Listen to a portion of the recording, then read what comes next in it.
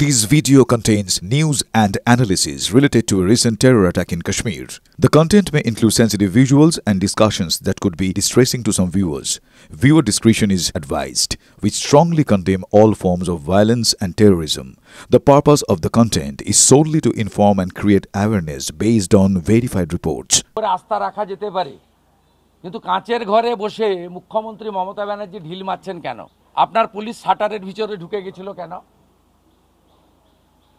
আপনার পুলিশ হাওয়া হয়ে গিয়েছিল কেন?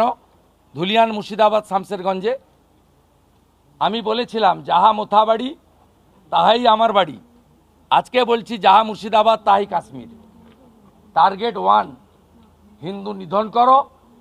মহিলাদের ছেড়ে দিয়েছে যাতে ফিরে এসে পাড়াতে, এলাকাতে, ওয়ার্ডে, নগরে, শহরে বলতে পারে যে হিন্দু পরিচয় দেখে খুন করেছে, যাতে বাঙালি যারা টুরিস্ট প্রিয় বাঙালি, ট্যুরিজম প্রিয় বাঙালি, তারা বেড়াতে গিয়ে এবারে হিন্দু পরিচয় দেবে না, নাম পাল্টে বলবে। শুভেন্দু অধিকারী যদি বেড়াতে যায়, শুভেন্দু অধিকারী কাশ্মীরে জিজ্ঞেস করলে বলবে আমার নাম জাভেদ মুন্সি।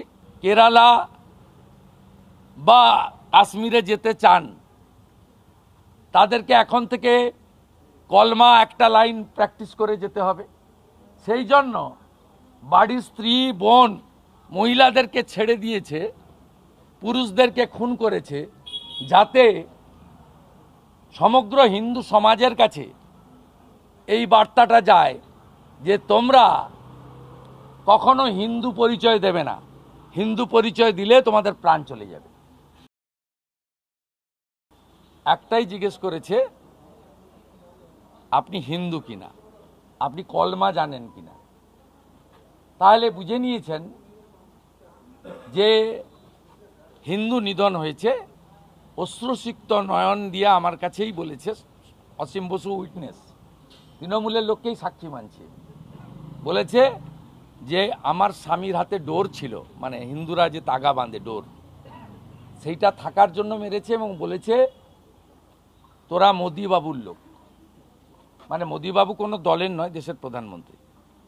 তাই ভারতীয় এবং হিন্দু বলেই তাদের প্রাণ কেড়ে নেওয়া হয়েছে। তারা নিরস্ত্র ছিল।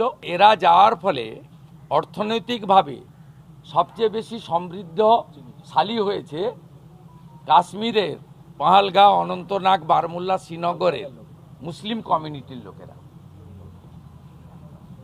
আমি পশ্চিমবাংলার ট্যুরিস্টদের অনুরোধ করব, হিন্দু ট্যুরিস্টদের ডেমোগ্রাফি দেখে ট্যুর প্ল্যান করার জন্য।